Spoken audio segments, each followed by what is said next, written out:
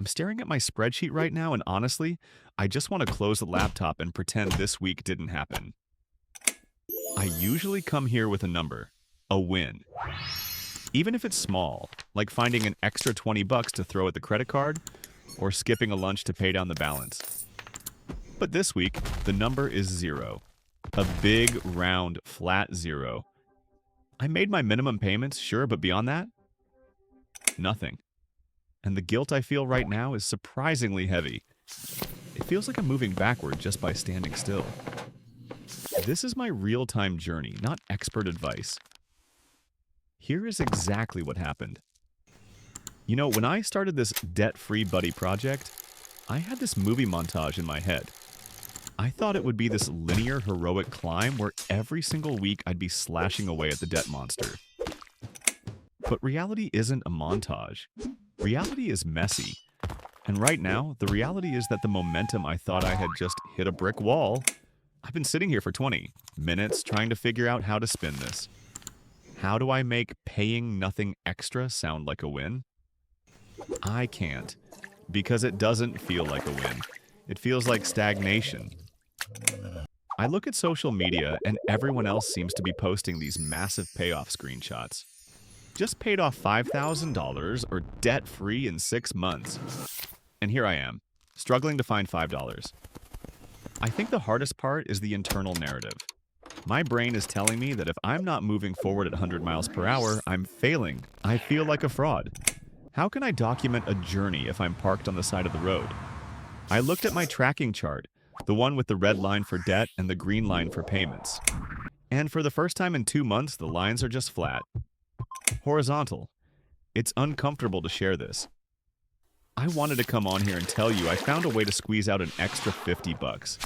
But I promise to document the truth, even when it's boring or frustrating or just plain stuck. So I have to sit with this feeling. The feeling of wanting to run a marathon but being too tired to walk to the mailbox. I have to look at that zero in the extra principal column and accept it. But to really accept it, I have to look at why it happened. Because the money didn't just vanish. It went somewhere. And looking at those numbers is, well, it's sobering. So let's stop wallowing and look at the actual math. I pulled up my banking app this morning, coffee in hand, brewed at home, obviously, and scrolled through the transactions from the last 7 days. I wanted to see if I had leaked money. You know, those tiny $5 and $10 charges that silently kill your budget? I was half hoping to find a mistake or maybe a subscription I forgot to cancel just so I'd have something tangible to blame. But looking at the ledger, the story is actually much more boring and honestly, much more frustrating. It wasn't a reckless spending spree, it was life. Here is the breakdown. My minimum payments across my credit card and my student loan come out to exactly $315 a week. That is the floor. That money leaves my account no matter what, just to keep the creditors happy and the interest from spiraling. Usually my goal is to scrape together another $50 or $100 to throw on top of that. The famous snowball method we talk about here. But on Tuesday, my car decided to have an opinion. I heard that grinding noise when I hit the brakes. You know that sound? The sound of money leaving your wallet. I took it to the shop, praying it was nothing. It wasn't nothing. New brake pads, the bill came out to $187.52. Now, $187 might not sound like a catastrophe to everyone, but in my budget, where every dollar has a name and a job, $187 is a grenade. I sat in the waiting room at the mechanic's shop doing mental gymnastics. I had a choice. And this is the part I really want to be honest about because I think a lot of us face this exact moment and we don't talk about it. Option A, I could put the car repair on my credit card, swipe the plastic, add $187 to the debt pile, and then still make my extra debt payment from my checking account so I could feel good about myself and post a win for this video. Option B, I used the cash I was going to use for the extra debt payment to pay the mechanic directly. I chose option B. I paid for the brakes with my debit card. That $187 ate up my grocery buffer and completely wiped out the extra money I had set aside for the debt. And then, to add insult to injury, I went grocery shopping on Thursday. I didn't buy steaks. I didn't buy fancy snacks. I bought the basics: chicken, rice, vegetables, laundry detergent. The total was $40 higher than I budgeted. I stood there looking at the receipt like, did I accidentally buy gold-plated detergent? No, prices are just up. So when I add it all up, $187 for the car plus the $40 overage on groceries, that is $227 that did not go toward my principal. Balance. The math is brutal but simple. I didn't fail because I bought a latte. I didn't fail because I went to the movies. I failed to make progress because I had to pay for the privilege of driving to work and eating dinner. It feels like running on a treadmill. I'm sweating, I'm tired, I'm putting in the effort, but the scenery isn't changing. The debt number on my spreadsheet is exactly where it would be if I had done nothing. Actually, it's slightly lower because of the minimums, but the psychological number, the big, scary total, didn't get the dent I wanted to give it. I'm looking at these transactions: auto repair, grocery store, and I realized that if I hadn't been tracking this, if I hadn't been obsessing over these numbers, I probably would have just swiped the credit card for the brakes and not even thought about it. I would have dug the hole deeper, so the money went to maintenance.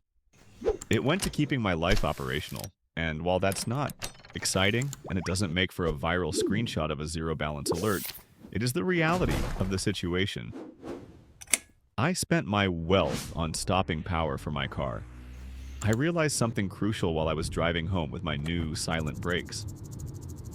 In the past, before I started this channel, before I committed to this atomic finance mindset, I would have absolutely put that repair bill on credit. I would have said, I have no cash right now, charge it. And my debt would have grown by nearly $200 this week. That is the difference. That is the 1% shift. I've been beating myself up for not making progress, but I'm ignoring the fact that I successfully stopped the bleeding. In a crisis week, I held the line. The old me would have let the storm in. The new me used the emergency buffer for exactly what it was meant for. The lesson I'm taking away from this week is that maintenance is momentum. We are obsessed with the idea that the graph must always go down, that every single update needs to be a headline. But sometimes life happens. Cars break, prices rise. And in those moments, the victory isn't paying off $500. The victory is simply not adding $1 of new debt. I am learning to forgive myself for the weeks where the only goal is survival. Because if I can survive the bad weeks without using a credit card, then I know I can crush the good weeks when they finally come back. So no, I didn't get 1% closer to debt freedom this week in terms of the total number, but I think I got 1% stronger in my habits. I proved to myself that I don't need debt to solve my problems anymore. And honestly, that feels worth more than the 187. I'm ending this week with the exact same debt balance I started with. And for the first time in a long time, I'm okay with that. I'm still in the fight. My 1% mission for tomorrow is surprisingly simple.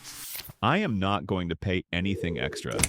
My mission is just to log into my banking app and confirm that my credit card balance has not increased. That's it. Zero growth is the goal. What is your 1% step? If you're having a hard week, can you just commit to not swiping the card for one day? Let's celebrate the boring wins in the comments below. I am not a financial expert or advisor. This content is for documenting my personal journey and for entertainment purposes only. Please do your own research before making any financial decisions.